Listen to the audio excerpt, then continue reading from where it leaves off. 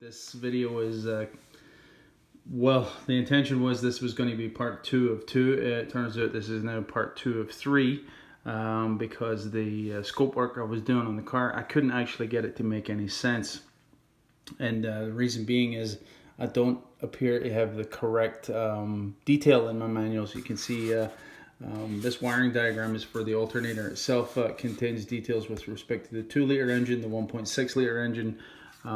There's other engines in the manual, but not the 2.4 liter that's actually in my vehicle. So the wiring to the ECM itself seems to be actually pinned out differently, and I have to run that down and get that sorted because what I was seeing on the scope really wasn't making any sense.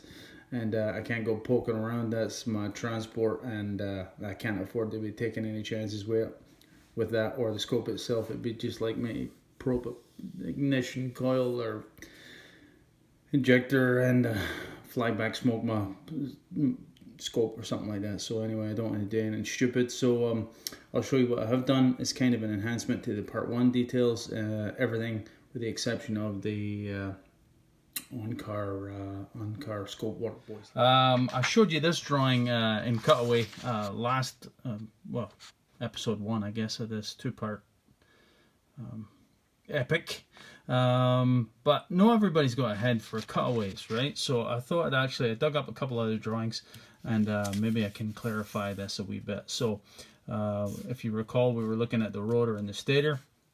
The field coil itself is an integral part of the rotor, of course, shown in blue, and the south and the north pole pieces. But here's what it actually looks like in an exploded view. So as you can see, the field coil itself is just that.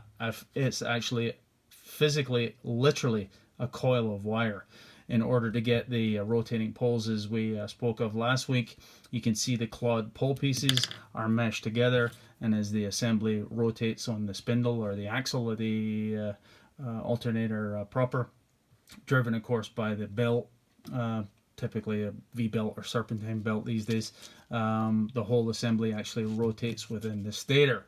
So again, on the cutaway, the stator coil was shown in cross-section. Maybe that doesn't give you the greatest idea. Shown in red there is actually, or sorry, the orange is the windings itself, and of course the core, the stator. Here's the stator coils themselves, and don't forget we have the 3 phases. That's what the graphic is trying to represent, with the 3 wires coming off the assembly itself. And the core that you saw in the cross section there just a minute ago is actually shown as the highlighted yellow section. The windings themselves, you can see, obviously it's quite a complicated arrangement of multiple windings, each phase having multiple coils that are in series, and the whole thing delivering of course 3-phase output to the diode pack. AC is no good to us, of course. For an automotive application we need DC, hence the diode pack is comes into play. The regulator is shown down here. Don't forget, boys, this is actually the component within the alternator itself. Again, typically it's on board these days, controlled via the ECU. This is the point of our discussion here for this particular video series, let's call it. The regulation is still done within the regulator alternator itself, but being commanded via the ECU with respect to the demand on the network. The entire car is being monitored, of course, by the ECU, and some control is carried out by the body control module as well. In particular, I think the warning light on the instrument cluster. I thought this was kind of interesting, this drawing, in the sense it really gives you a very, very stripped down graphic, but still very well done with respect to appreciating the entire function of the alternator. The field coil is energized. As the current flows through that coil, it sets up the magnetic fields.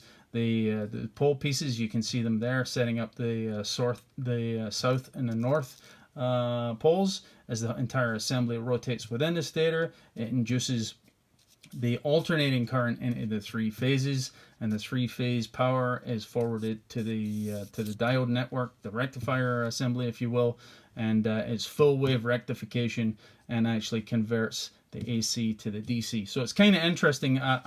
This is obviously a drawing I've lifted from a textbook somewhere, guys, but I've actually altered it a wee bit again for my purposes. It's kind of interesting to appreciate that we're talking about a DC input, that because we're talking about a rotating mass here and a magnetic field, it of course is converted from a DC to an AC, and because again we need the DC output for automotive network purposes, electrical functions on the car are all DC, of course. Well, not all DC, but they're all powered via DC, let's say. We of course need to rectify it. So interesting to think that the input is DC, but the interstage operation is actually AC. We don't ever see any of these contacts on the outside of the car, and of course DC as the output. So the small DCN controlling the large DC. So here's the three phases that are actually picked off. They're separated by 120 degrees in time, as you can imagine. This is voltage in time, guys. Voltage on the vertical, time on the horizontal axis, of course. We don't care about half wave rectification because the 6 diodes afford us full wave rectification. So these three phases are actually spit out this close to DC, as you can see, on the far side of the rectifier, let's call it the output side of the rectifier. So I've made a wee note to myself here, note the ripple signature.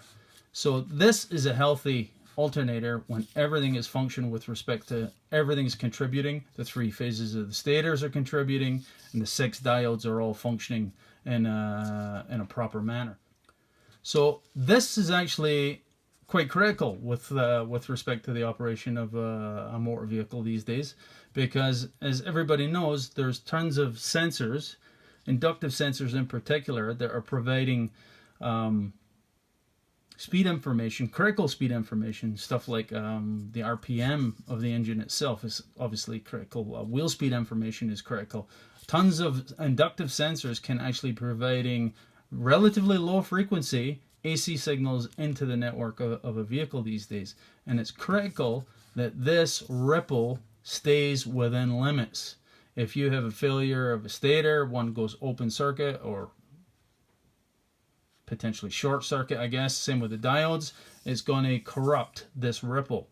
And that's a video in itself as well, guys. I was going to try and show you a wee bit about that. I may still do when we actually get out to the car, but that's kind of a video in itself.